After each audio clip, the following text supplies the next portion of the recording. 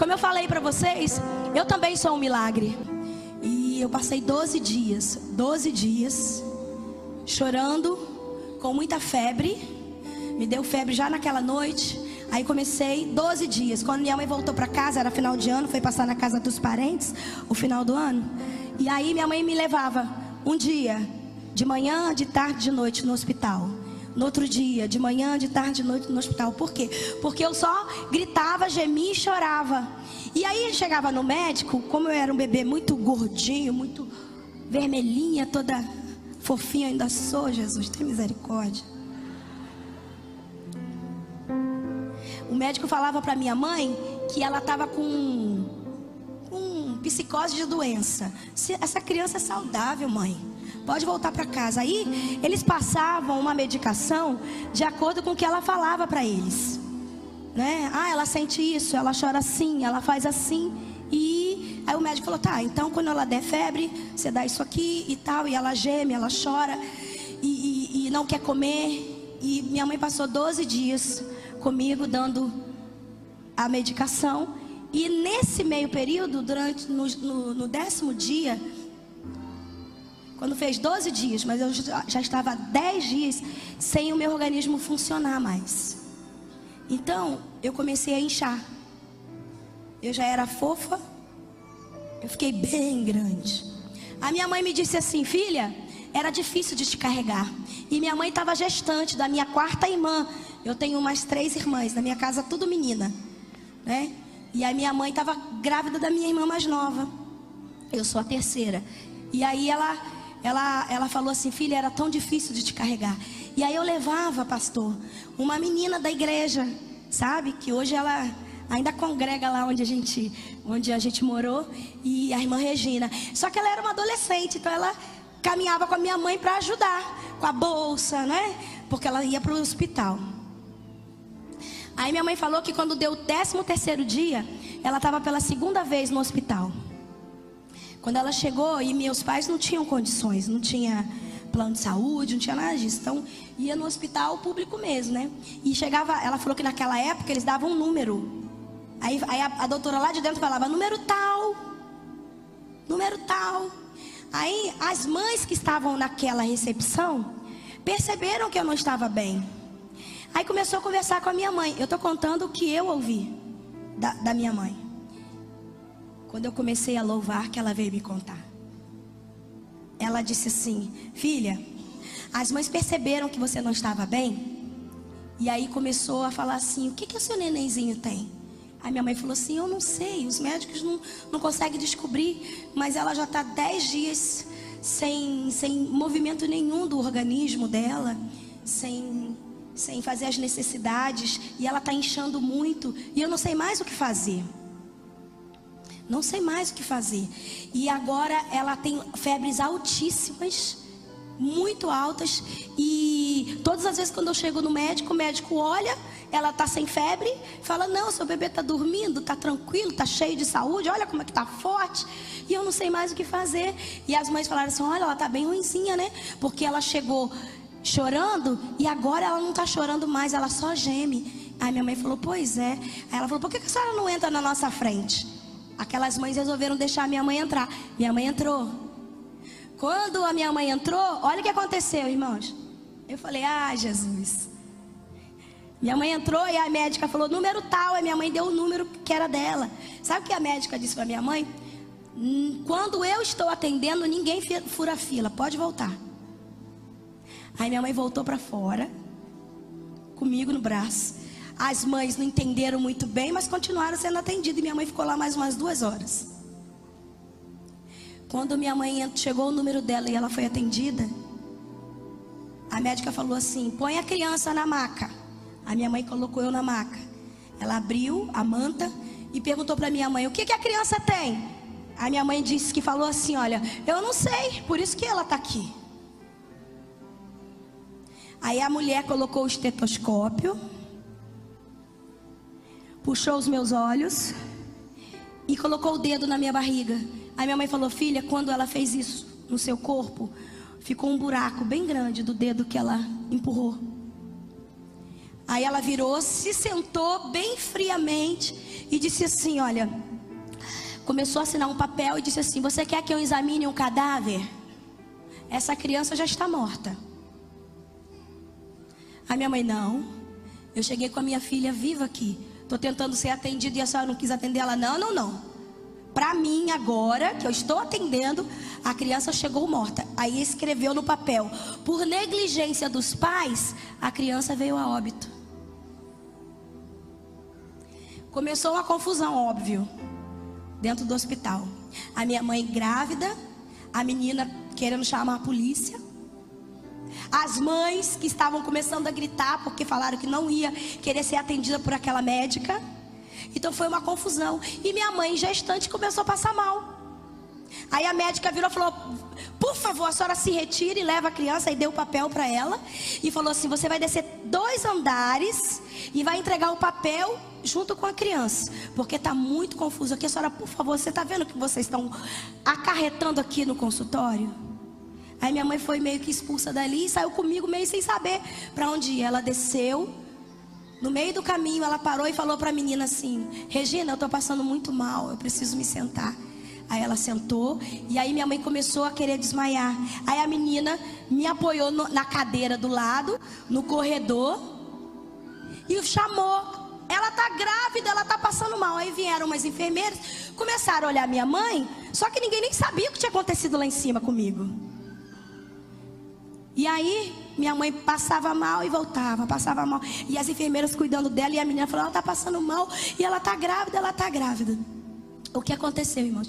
A minha mãe, quando ela voltava assim, ela falou para aquela menina assim: olha, liga para o Del, que é o meu pai, é irmão José. Eu não sei porque minha mãe chama meu pai de Del, né? Mas sempre tem um negócio assim, né? Aí ela chama: liga para o Del, avisa para o Del que a Cassiane morreu 15 para as 2 da tarde. A menina foi para o orelhão ligar para o meu pai para avisar que eu havia falecido 15 para as 2 da tarde. Voltou para ficar do lado da minha mãe, porque minha mãe estava daquela forma. E aí quando minha mãe começou a se sentir melhor, sabe o que ela fez? Ela me pegou: cadê minha filha? Ela está aqui do seu lado, irmã Castalha. Pegou eu daquela cadeira, toda embrulhada até a cabeça, e fugiu do hospital comigo. Ela não foi para onde a médica mandou. Quando ela chegou no meio da rua, a minha mãe chorando virou para a irmã Regina e falou assim: eu quero ir embora daqui, porque eu já perdi a minha filha e agora eu vou acabar morrendo aqui também com o meu outro bebê. E a menina falou assim: irmã Castalha, a senhora quer fazer o quê? Ela: eu quero ir embora. E aí ela deu sinal para o primeiro ônibus que estava vindo. Ela entrou comigo embrulhada dentro do ônibus e chorando sem parar. Depois de muitos minutos, que já tinha acontecido, horas. Aí quando andou uns 200 metros, perto daquele hospital morava a irmã Janete. Irmã Janete é aquela irmã do círculo de oração, que gosta de orar, que é a coluna da igreja, que dirigiu o círculo de oração. Sabe aquela irmã? Não é nem 500 graus, são uns 1000, 2000 graus. Aí a menina virou e falou assim: irmã Castalha, a irmã Janete mora aqui perto, eu vou dar sinal no ônibus, ele vai parar e a gente desce lá. Minha mãe: pra quê? A Cassiane morreu, eu quero ir pra minha casa. Mas a senhora não pode, eu já avisei, irmão, o irmão Zezinho, ele já vai vir. E a menina puxou o sinal do ônibus, minha mãe desceu com ela e comigo no braço. Quando chegou na porta da irmã Janete, o ponto era em frente ao portão dela. Quando ela desceu comigo, a irmã Janete estava lavando o quintal, assim, varrendo o quintal. Ela disse assim que a irmã Janete, quando olhou ela falou assim, a menina gritou: irmã Janete! Ela: ô minha filha! Aí veio, é uma senhorinha. A minha mãe falou que ela chegou no portão, olhou para minha mãe e falou assim: oi minha filha, que bênção você aqui. Você quer matar seu neném sem fôlego? Você está segurando a criança tampada até a cabeça num calor desse? Que eu morava no Rio de Janeiro, né? Você é muito novinha, minha filha. Tem que deixar o neném para respirar. Aí minha mãe baixou a cabeça e disse assim: irmã Janete, a Cassiane morreu, era 15 para as 2 da tarde.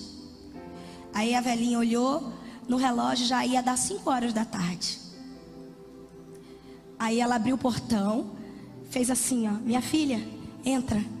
Aí minha mãe entrou, começou a chorar e ela disse assim, a minha mãe falou assim: Cássia, ela falou com uma autoridade como eu nunca vi.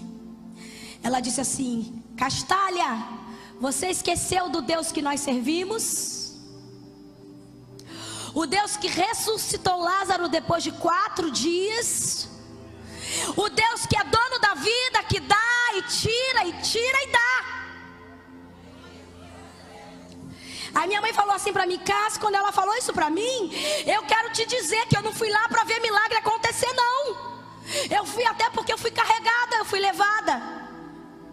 Mas quando ela falou aquilo, todo o meu corpo começou a estremecer. E eu olhei para ela e falei assim: olha, o Deus já foi avisado para vir fazer o enterro da Cassiane.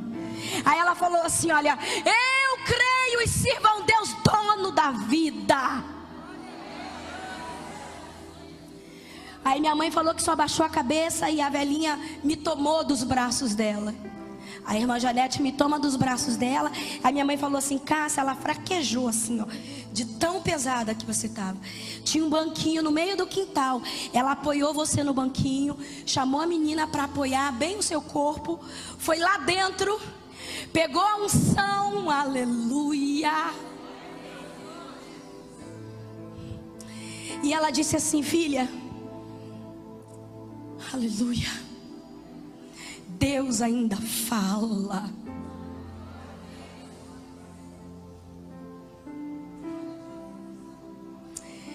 Ela falou assim: olha, te tomou do banco outra vez e disse assim: meu Deus, tu és o dono da vida e eu sei disso. Tu és o dono e eu sei que tu podes dar, assim como tu podes tirar. A Cassiane é tua. Faz aqui a tua vontade. Aí ela disse que ela pegou, me apoiou de novo, pegou o óleo e foi até a minha boca. Colocou uma colherinha dentro da minha boca e massageou assim a minha garganta.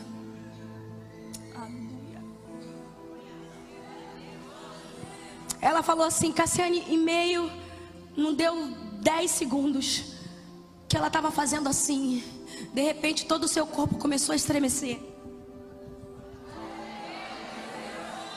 Você começou a saltar assim no banco, a menina te segurando. E aí de repente você deu um estalo, todo o seu corpo se estralou, você se esticou completamente. Aí Deus, olha o que ela disse para mim: tem gente que acha que Deus não fala, eu falo, eu sou prova viva disso.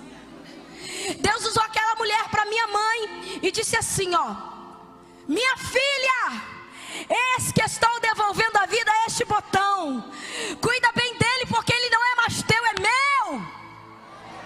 E em breve este botão se transformará numa rosa, e esta rosa perfumará muitos jardins, e onde ela não puder ir, eu enviarei a voz dela. Aleluia. Oh, esse é o meu Deus. Eu tinha 11 meses de idade quando ele teve uma promessa na minha vida, me devolveu a vida. E hoje eu estou aqui, olha. Quanta casa que eu nunca fui pessoalmente, mas onde ela não puder ir, eu enviarei a voz dela.